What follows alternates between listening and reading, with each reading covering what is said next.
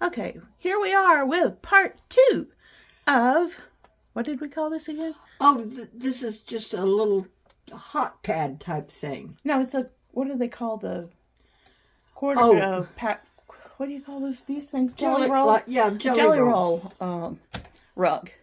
Only in this one, we're not using a jelly roll. We made our own strips, which you saw in the last video. Alright, so here we are at the sewing machine. Talk about those feet again real quick that you did. Okay, I'm using our regular presser foot, your normal presser foot. I always start with a little tag, little piece of scrap material. I call it leader, and sew it down. And grab up one that you've already marked and just sew along the line, diagonal to corner to corner, and just continue doing them corner to corner. Oh, so you're not even taking your presser foot up between that? No. You're just making a little bit of thread between them. Just chain sewing these. So you're going to have a big old long line of those, and then you'll just at the end of it take a pair of scissors and snip them each part? You can wait till you get them all done, or you can do like I usually do. Get anxious and snip them. I'm sorry, snipping is fun. Yes. It is. It's absolutely fun. Oh, I just see some more of your jelly rolls over here. You weren't kidding. You got jelly rolls. Here's 1, 2, 3, 4 in this little box alone. Yeah. I've got about 6 or 8 of them. Enough to do way too many jelly roll things. Yeah. Well, they were pretty when I bought them. Yes, they were. And I have been tempted to buy some. Well, I was tempted. Tempted. They're kind of like the Delilah to my Samson. They were just too tempting. Mm-hmm. And if I'd have had more money... Yes, there would be a larger quantity of these. Yes, there would have been.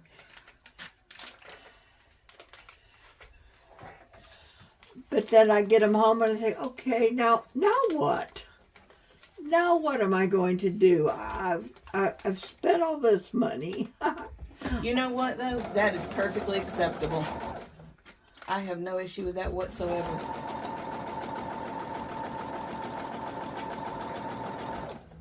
Oh. Because I do the same thing. I go to those library book sales, and I come away with 2 big old boxfuls, literally full of books. Yep. And I don't feel the least bit guilty because there is so much material in there, it's ridiculous. Well, for me, it is the cloth. It's the feel of cloth. I just love the designs and just, I love playing with it. And my mother used to sew, and she liked to do different things. Oh, not to go necessarily on the video. I have a keyboard. Really nice Casio keyboard.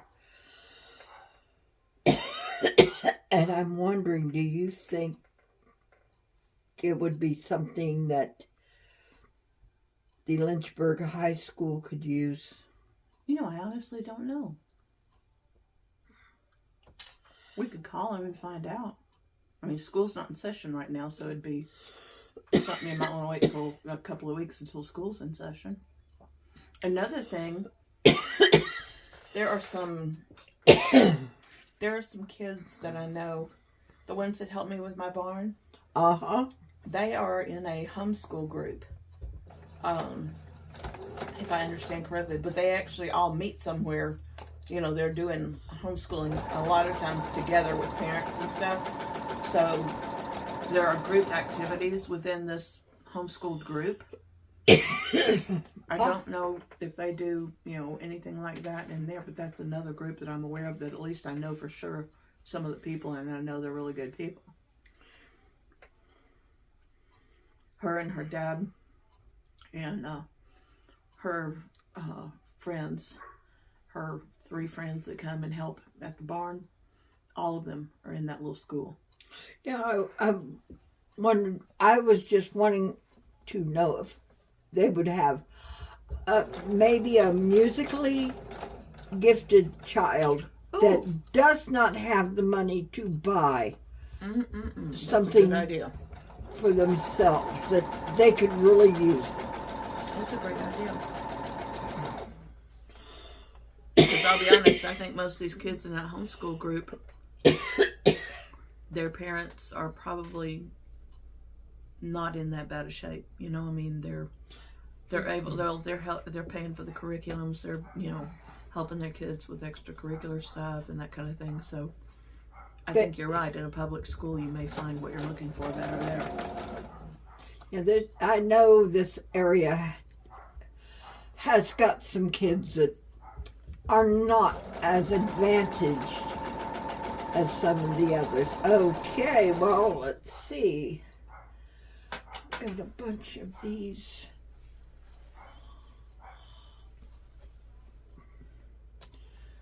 Now the next part is just keep sewing them together until you have Okay, a long. What you're doing up there is probably fun. Yes, just cut them apart, and just make sure that you sew them together until you have all of them together. Hang on, I'm going to get that in there if I can. Here. Hi, folks. This is Donna and Becky. Can I call you Becky with this? Yes. Okay, Yes. Becky. She's not typically Becky to anybody but her actual genuine friends. Yes. So y'all are going to be in her circle of friends. What we are going to do this week is something really cool. It is it uses fabric, and it makes, hang on, I'm just going to bring this forward. You can make a rug with it, or a placemat and table runner, or something to go in your bathroom, something to go in your baby's nursery, kitchen, like all different concepts of it. But it makes this thing, and you can start out and have it go in an oval, or you can do it and have it be round. It's just really, really cool. What is it called? With jelly rolls, are called jelly roll rugs, and generally using maybe 2 to 3 of a jelly roll that is already cut for you. So a jelly roll here, we aren't talking about the cake that's in the bakery that's all spiral. We are talking about something in cloth. And that cloth is set up with like, how many different fabrics usually come in a jelly roll, do you think? Sometimes it's 10 different patterns. If it's a 20 strip jelly roll, there'll be 2 of each. There'll be 2 of each color. If it's a 40 strip, there'll be 4 of each color. I believe this one looks like it's a 40-piece jelly roll. And this will make quite a large area rug. I'm using plain material that I cut myself, or this one in the black and white is scraps of jelly roll, just leftovers of what I've used. I've cut so much stuff, you have to use your leftovers. That's all there is to it. You don't want to waste your material. So what I do with these are just fat quarters, and I want to make something for your table, just to put hot plates on. Save your table. Okay, so basically, how many fat quarters do you need? As many as you want for your color scheme. I'm using 5. Okay. They can be different scraps. So you've got, oh, say 10 colors that look well together, but you don't have very much of each one. Mm-hmm. You can piece them together however you like. Or you can do it like you can, like a scrap thing, truly a scrap project. Yes. And just totally random. Yes. So it's Yes. like just whatever happens to come, comes.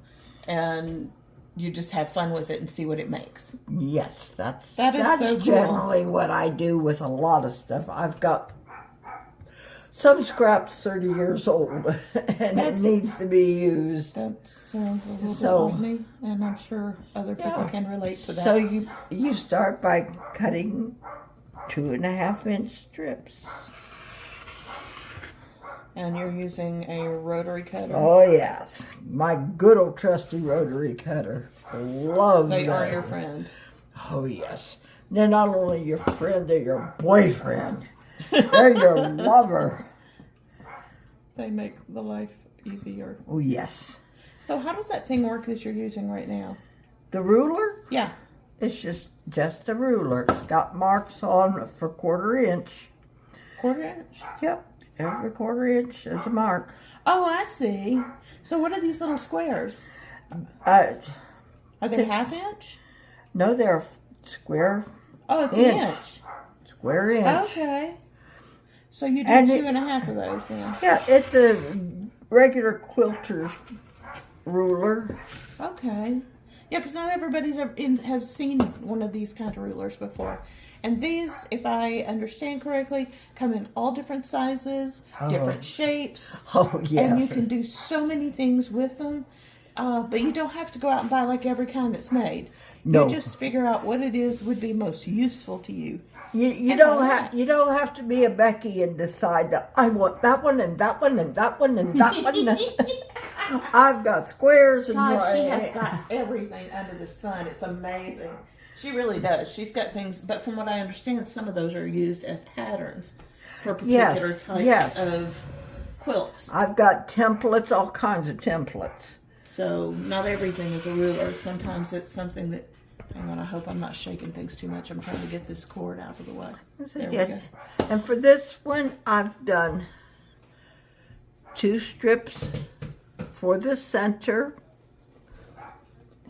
then 2 strips that'll go out beyond that. I might do 3. I've got an extra one cut. And then I want to do 3 of the next color. And the reason those are increasing in how many you're doing is because the rug itself is increasing in diameter as you make more and more of it. And you've got to have, it takes more pieces to make a circle around it. And again, it depends on what you have. If you only have scraps, you just put them together as you decide, well, that's the color I want. I like it that way. And then just, well, let me get this couple more cut. I think I want 4 of this particular color.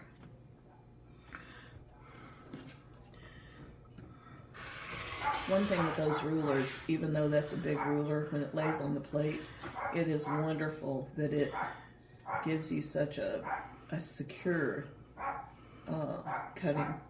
Yes. Plus the fact that you can see through it allows you to see where the lines are for the width that you want. You can see the 2.5. You don't have to guess, did I get it right? Because I have done that with a ruler before.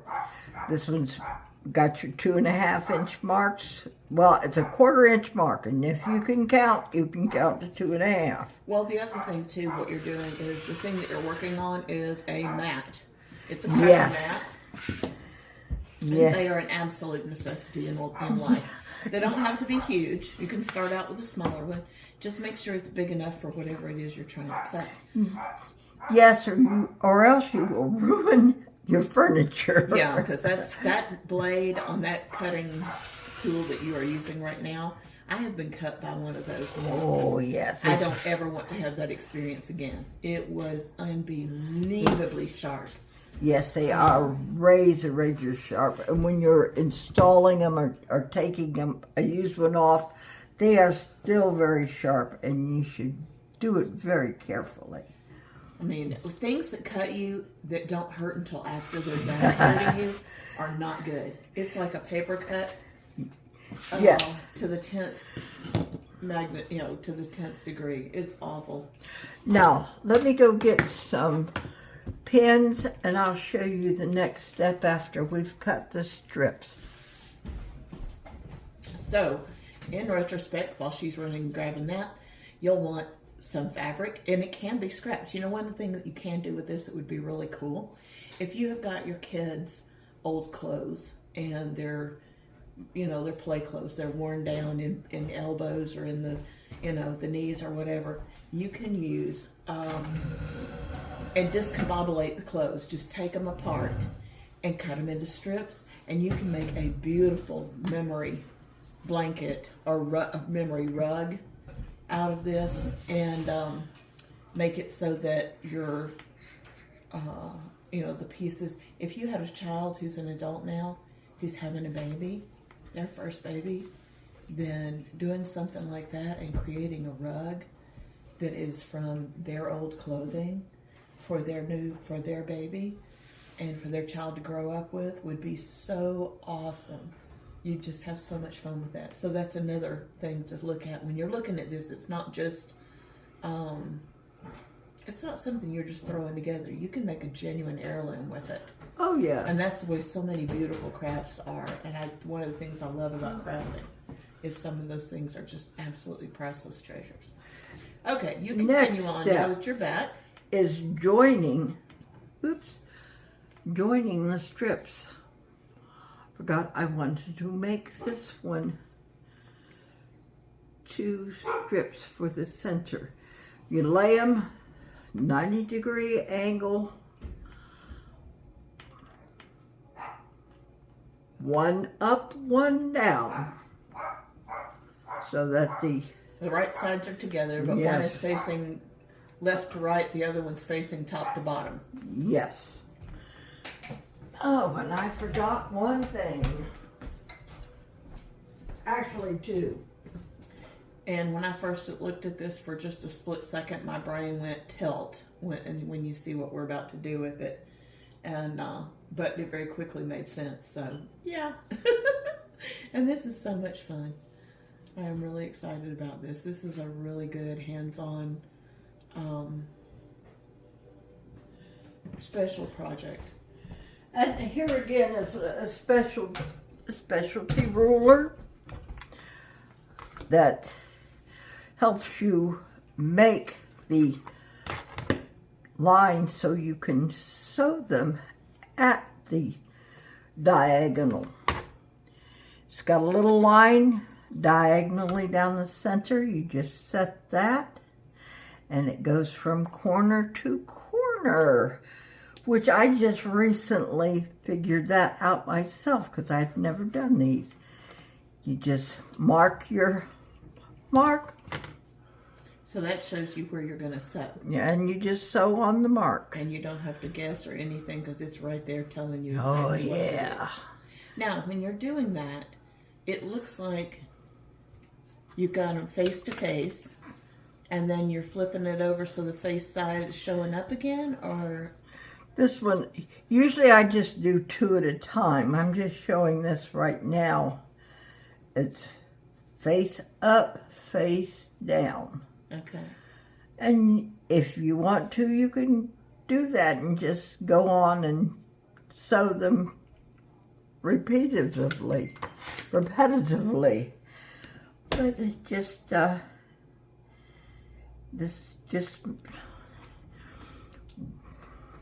just do this to all your strips till you have all of them marked, all of them sewn together in the order that you want them. So you're going to end up with just a big old pile. While you're explaining that, let me get that basket full of the stuff. basket full. Yeah. I'm going to show that might help. Yeah. Show it.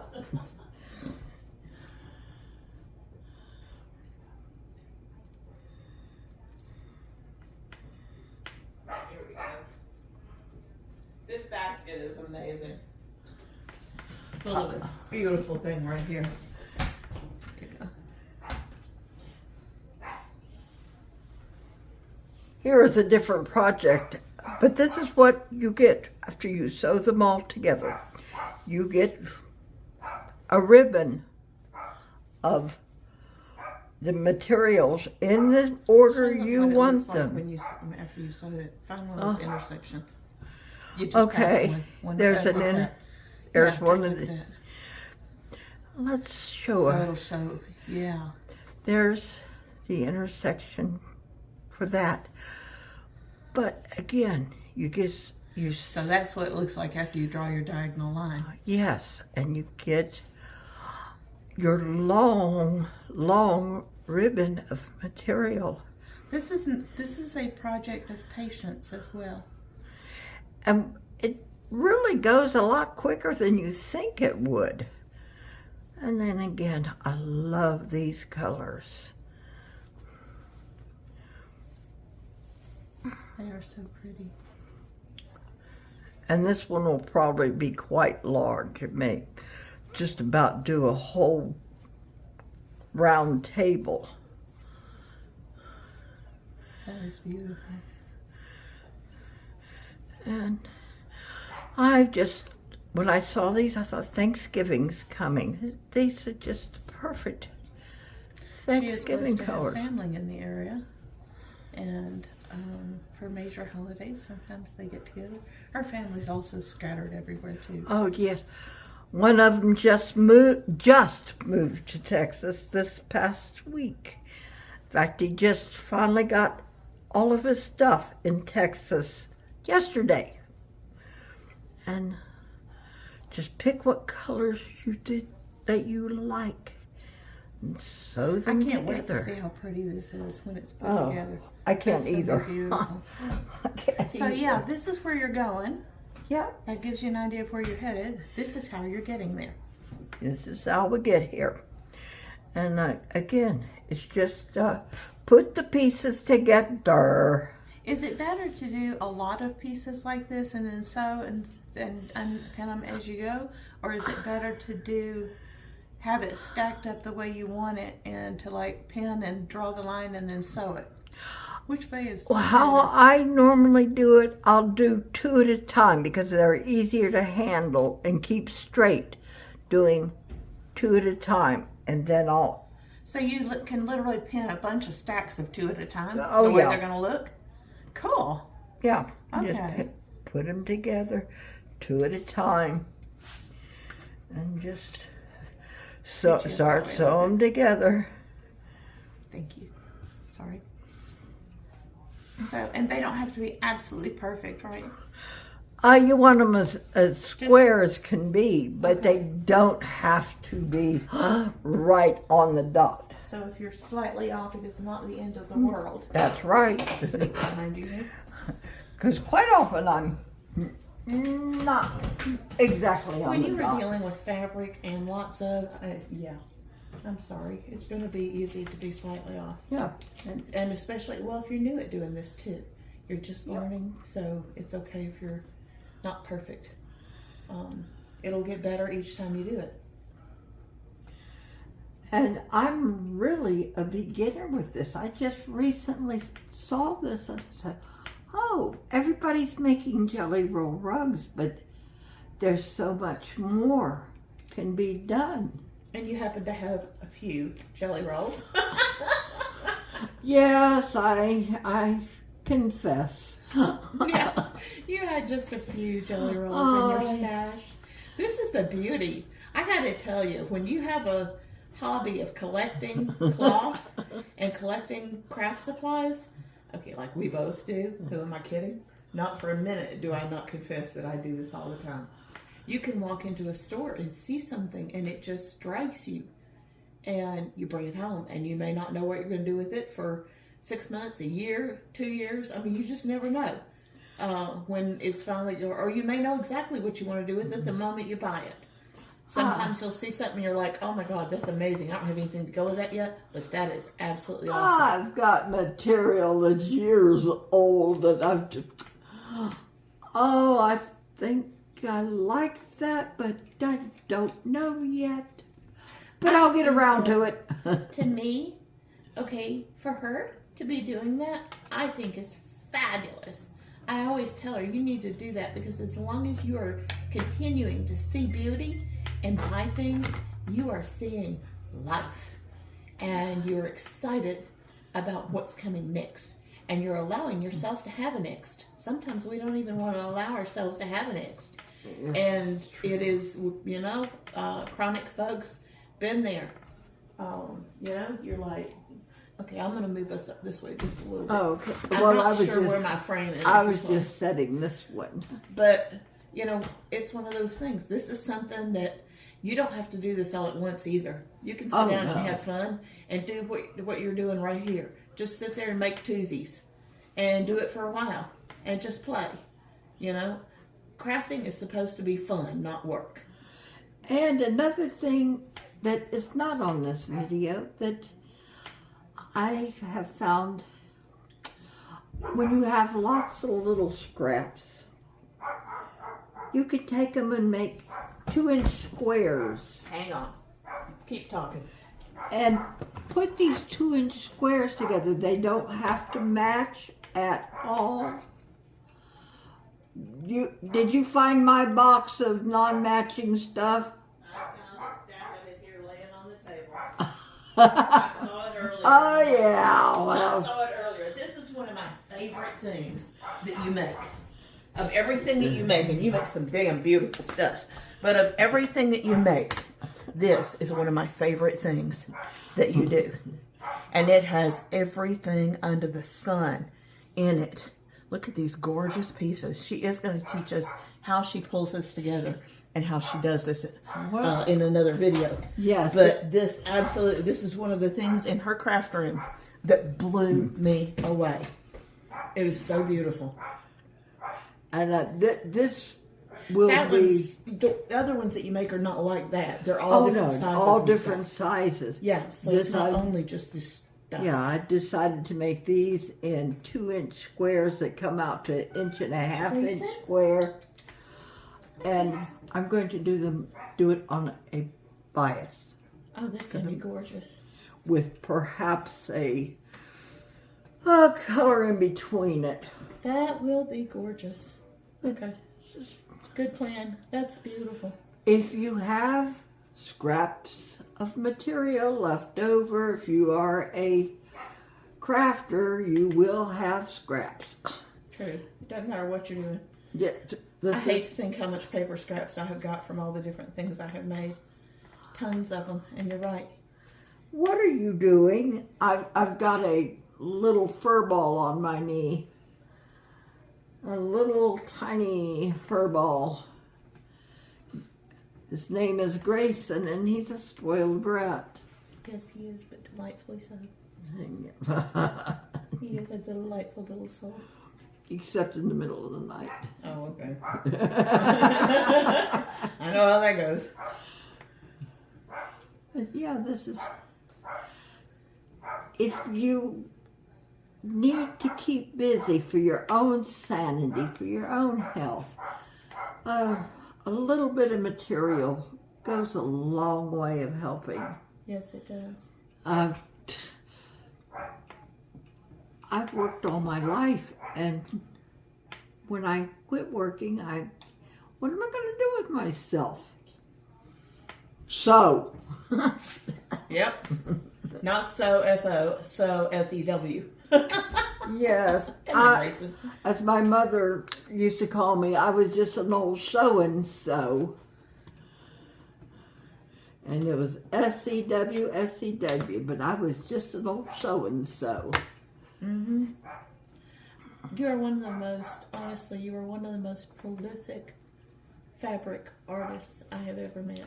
Not even. I'm just a total amateur, but I love what I'm doing. Yes, that is a big deal. That's the thing. When something brings you joy, it really does not matter. And if somebody else says, oh, that's a waste, no, it's not. Anything in life that brings you joy, true joy, or you get pleasure and happiness from it, like this. Hobbies, they are never a waste. Oh, this is, you're right. It's They're not an a waste. expression of happiness, joy, life. I could not live comfortably not being able to express myself, be it by crochet, quilting, any kind of fabric work, jewelry making.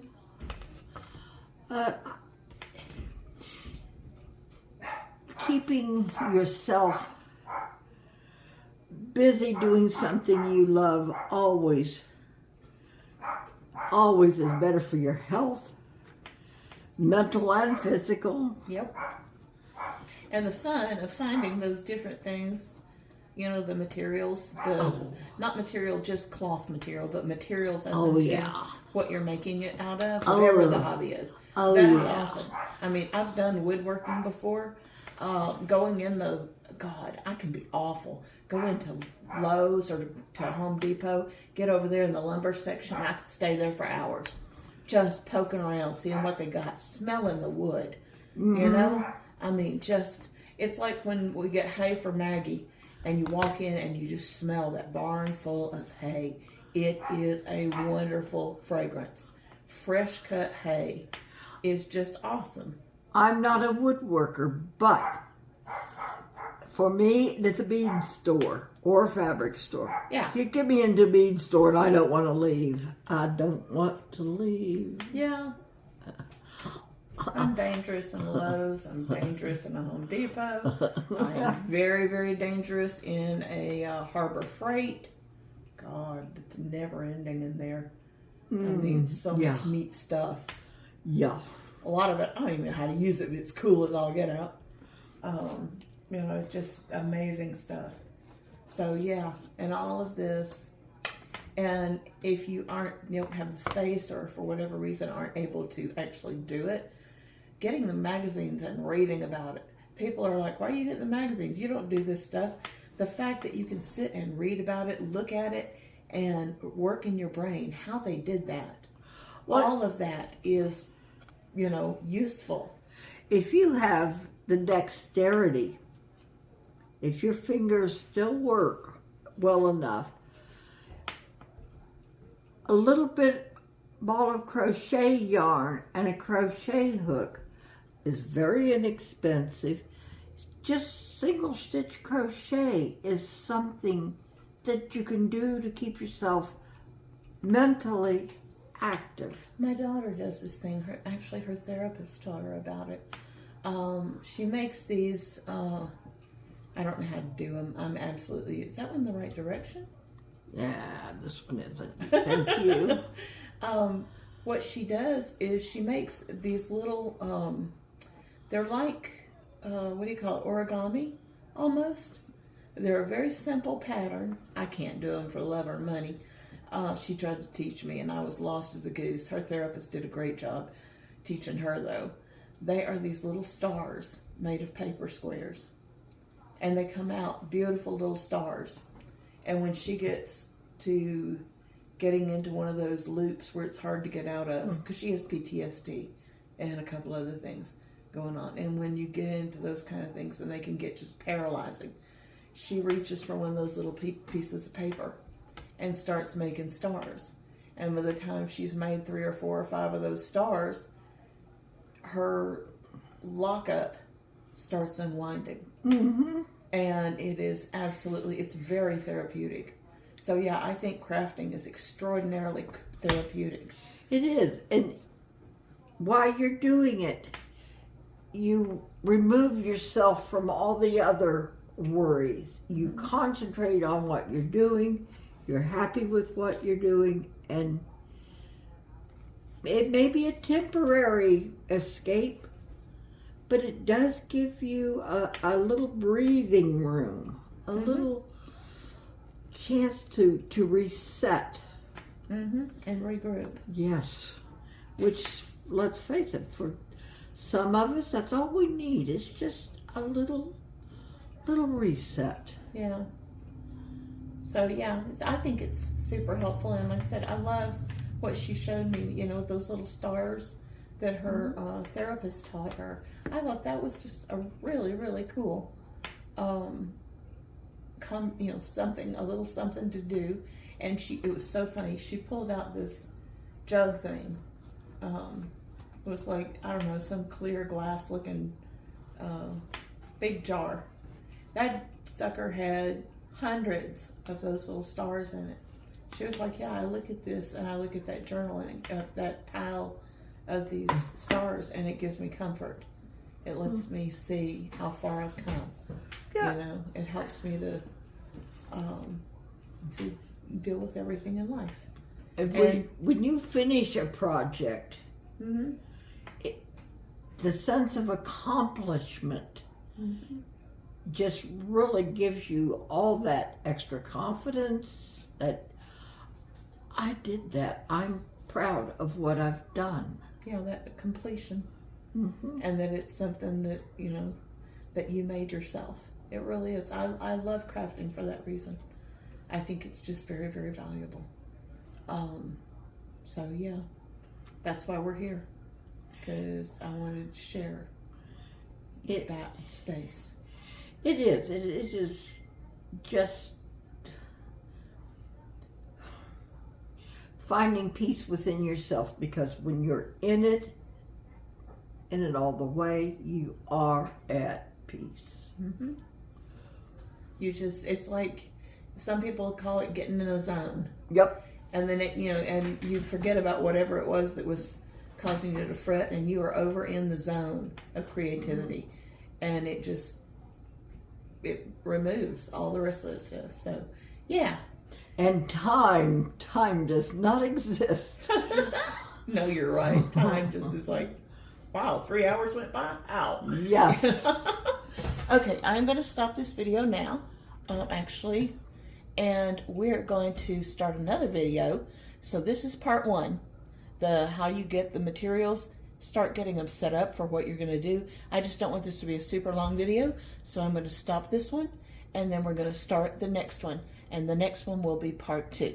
Next one will be putting this stuff together. Yes, making that big long strip of things that you saw. All right, see you in a little bit. Bye. Bye.